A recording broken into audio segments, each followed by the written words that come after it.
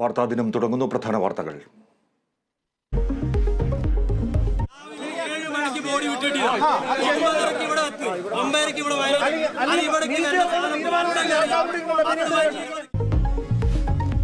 വന്യജീവി ആക്രമണങ്ങളിൽ വയനാട്ടിൽ ആളിക്കത്തി ജനരോഷം. കാട്ടാനാക്രമണത്തിൽ മരിച്ച പോളിന്റെ മൃതദേഹവുമായി പുൽപ്പള്ളിയിൽ വൻ പ്രതിഷേധം.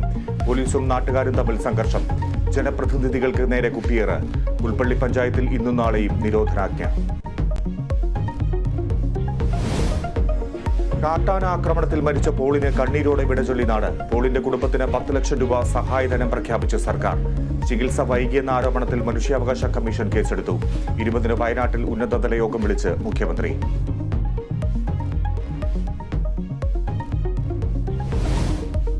എക്സാലോജിക്കിനെതിരായ SFIO അന്വേഷണം നിയമപരമെന്ന് കർണാടക ഹൈക്കോടതി. തടയാനോ റദ്ദാക്കാനോ കഴിയില്ല.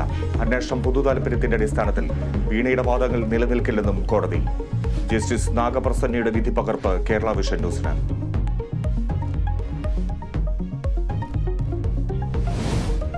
ഗവർണർ ഉന്നത വിദ്യാഭ്യാസ മന്ത്രി വാക്പോര് തുടരുന്നു. സെനറ്റ് യോഗത്തിൽ അധ്യക്ഷത വഹിക്കാൻ ഉന്നത വിദ്യാഭ്യാസ മന്ത്രിക്ക് അധികാരമില്ലെന്ന് ഗവർണർ.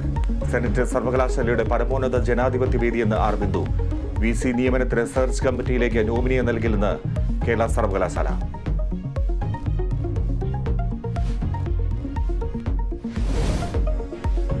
ലോക്സഭാ തെരഞ്ഞെടുപ്പിനുള്ള CPM സ്ഥാനാർത്ഥി പട്ടിക തെളിയുന്നു. കണ്ണൂരിൽ MV ജയരാജൻ മത്സരിക്കും. KK ശൈലജ വടകരയിലും MV ബാലകൃഷ്ണൻ കാസർഗോഡും മത്സരിക്കും.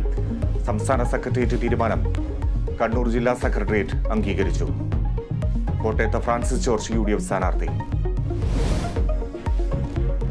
3, 2, 1. A perfect lift off. GSLV F-14 INSAT 3DS progressing towards its destination.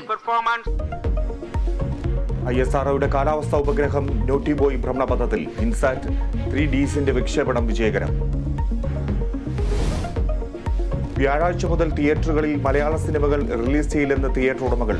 പ്രൊഡ്യൂസർമാരുടെ ഏകാധിപത്യ നിലപാടുകളിൽ പ്രതിഷേധം ശക്തം. റിലീസ് നിർത്തിവെക്കുമെന്ന് അറിയിച്ചിട്ടില്ലെന്ന് ഫിലിം ചേംബർ.